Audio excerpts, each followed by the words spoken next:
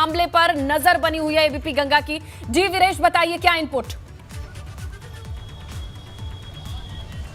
देखिए, मैं पहले एबीपी गंगा के दर्शकों को यहाँ का पूरा जो माजरा है, माहौल है, वो अपने कैमरे की नजर से दिखाना चाहता हूँ। एटीएस के कमांडोज यहाँ लगे हुए हैं, पूरी तरीके से एक्शन में आ चुके हैं एटीएस के कमांडोज। मुझे याद है 2017 का वो दिन जब आईएसआईएस का मॉड्यूल और सैफुद्दीन इस यहीं से महज आधे किलोमीटर की दूरी पे हम कह सकते हैं, जस्ट ये जो इलाका आप देख रहे हैं कैमरे की नजर से, यहाँ से पीछे आधे किलोमीटर की दूरी पर यही वो इसी तरह का मकान था, इसी तरह का मॉड्यूल था और इसी तरह की एटीएस की तैयारी थी। उस जमाने में पूरी पुलिस फोर्स लखनऊ की लगा दी गई थी, साथ ही साथ पीएससी लगा दी गई थी, एटीएस के कमांडोज लगा दिए गए थे, लेकिन ये ऑपरेशन 24 घंटे से ज्यादा चला था। जाहिर सी बात है, जिस तरीके से ये इलाका है, मैं आपको बताना चाहूंगा, यहाँ के भौगोलिक परिदृश्य से भी लोगों को परिचित कराना चाहूंगा। एबीपी गंगा के दर्शक ये जान लें कि ये जो इलाका है, ये दुबग्गा का इलाका है, ये अल्पसंख्यक बाहुल्य इलाका है।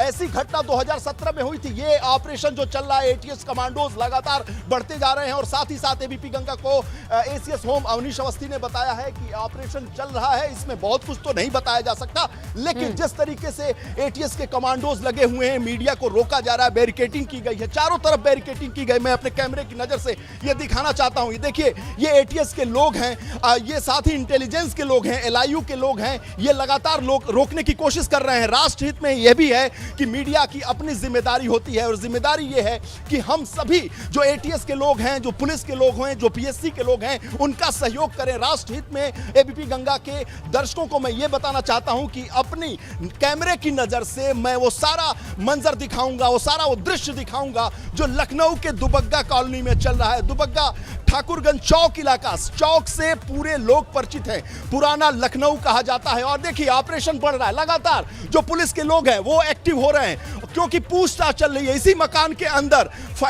वसीम नाम के व्यक्ति से पूछताछ चल रही है। ऑपरेशन पूरी तरह से अपने सबाब पर है, रंग पर है, और जो मैं खुद अपने कैमरे की नजर से दिखाऊंगा, यूपी एटीएस लिखा हुआ है। यूपी एटीएस के कमांडोज ने दुबग्गा के उन सारे इलाकों को घेर लिया है जो आसपास जो संवेदनशील है। ये बहुत लखनऊ का पुराना लखनऊ है, चौक इलाका है, चौक से सटा हुआ दुबग्गा है। यहां 2017 में इस तरह की घटना हुई थी और जाहिर सी बात है, जिस तरीके से सुरक्षा बलों को चुनौती देते हुए आतंकी ने इस घर में प्रवेश किया, ये वो घर है। देखिए, सबसे बड़ी बात यह है कि एटीएस के कमांडोज ने ले लिया है, एक तरह से एक्शन में है वो, कभी भी फायरिंग की जा सकती है, अंदर पूछताछ की जा रही है, कोई अप्रिय घटना ना हो इसलिए बैरिकेडिंग की जा रही है। हमारे सहयोगी विवेक त्रिपाठी हैं, उनसे बात करते हैं जो इस पूरे मामले को बहुत पहले से देख रहे। विवेक, क्या है ये?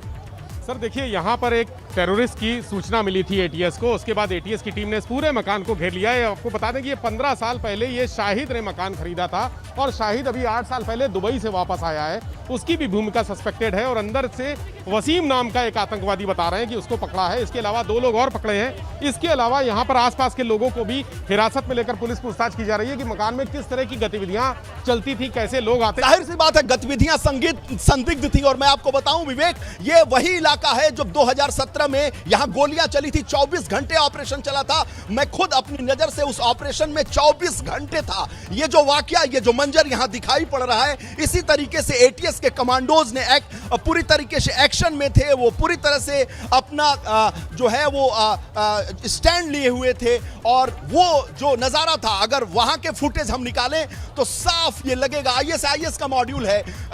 योगी सरकार को बहुत सारी चुनौतियां मिल रही थी, लेकिन आतंकवादी चुनौतियों पर जिस तरीके से योगी सरकार ने काबू पाया हुआ था, इस तरह की अप्रिय घटनाएं देखने को नहीं मिली 4.5 साल की इस सरकार में। जाहिर सी बात है, हम अपने कैमरे की नजर से यहां की संवेदनशीलता को दिखाने की कोशिश करेंगे।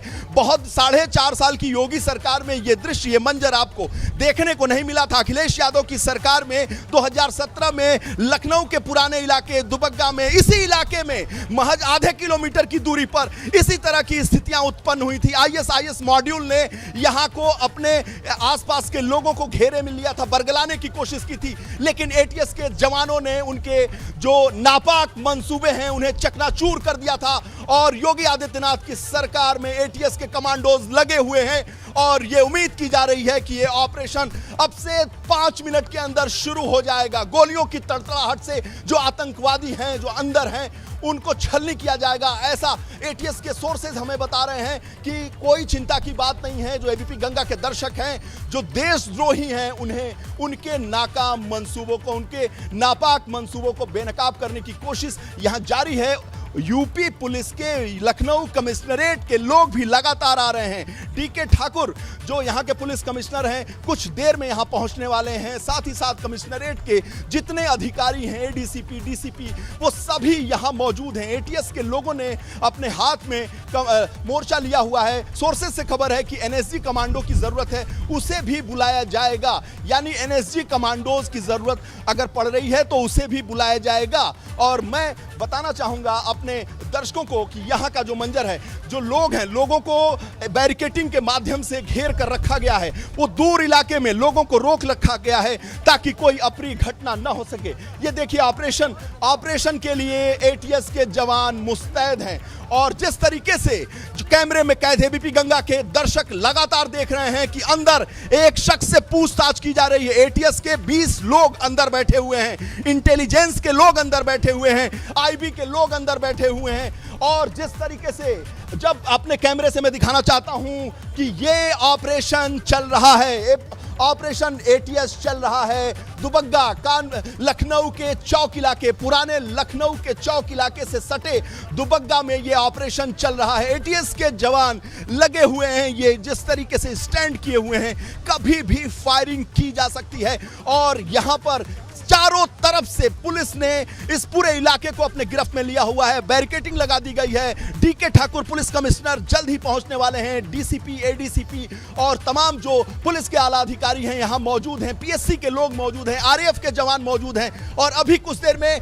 कमांडो, एनएसजी कमांडो भी यहां पहुंचने वाले हैं। तब तक एटीएस कमांडोज ने पूरे इलाके को अपने गिरफ्त में लिया हुआ है और पूछताछ जारी है। पूछताछ लगातार पिछले 1 घंटे से चल रही है। अब मैं विवेक त्रिपाठी के पास फिर जाऊंगा। विवेक, ये क्या पूछताछ है? कौन से लोग हैं? 20 एटीएस के जवान अंदर मौजूद हैं। यहाँ पर एटीएस के बहुत बड़े अधिकारी, जो टॉप लेवल के ऑफिसर्स हैं, इसके अलावा जो अन्य एजेंसियां हैं, जांच एजेंसियां, उनके भी अफसर मौजूद हैं। ये कोशिश की जा रही है कि उनके पास कौन सी ऐसी सस्पेक्टेड चीज़ें मिली हैं, कौन से मोबाइल नंबर हैं, सारी चीज़ों को जो इकट्ठा करके उसके बाद उसको वेरीफाई करने की कोशिश की जा रही है तमाम।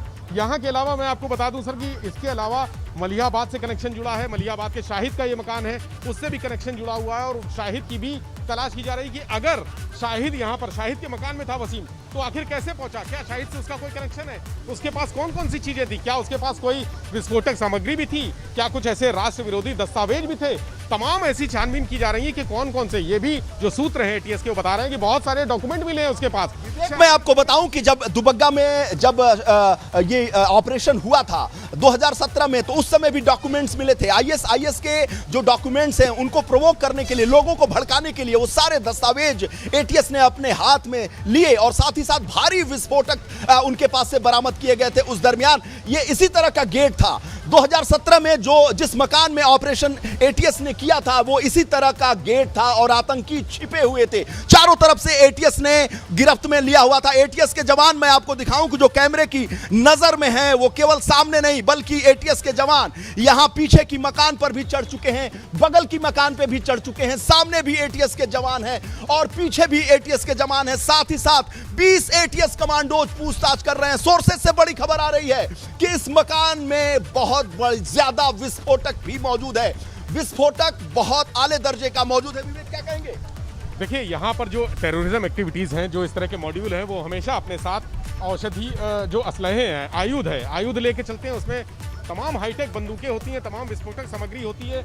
यहाँ तक कि जो जिलेटिन, कई बार जिलेटिन बरामद हुआ है, कई बार जो आरडीएक्स है वो भी मिला है। जैसे हम बात कर रहे हैं 2017 की, मार्च 2017 में जब आतंकी सैफुल्ला वहाँ पर ट्रेस किया गया था और उसको घेरा था एटीएस ने, जो ऑपरेशन चलाया था, 12 घंटे के बाद कामयाबी मिली थी। वो दोपहर में शुरू हुआ था ऑपरेशन और सुबह 3 बजे सैफुल्लाह को मारने में सफलता मिली। सैफुल्लाह को 3 बजे मारने में सफलता मिली थी, मैं खुद मौजूद था। लेकिन यह ऑपरेशन लगातार 24 घंटे चला था और एक और आतंकी था जिसकी शिनाख्त के लिए लगातार कोशिश की जा रही थी। देखिए, लखनऊ पुलिस की एक और गाड़ी यहां आ रही है। धीरे धीरे जैसे जैसे यह मामला गंभीर और संगीन होता जा रहा है, एटीएस के लोग यहां पर मौजूद हैं। साथ ही साथ लखनऊ पुलिस की जो आमद है वो भी बढ़ती जा रही है। डीके ठाकुर अब से कुछ देर के अंदर यहां पहुंचने वाले हैं। अवनीश अवस्थी एसीएस होम ने पूरी कमांड अपने हाथ में ले रखी है। योगी आदित्यनाथ सरकार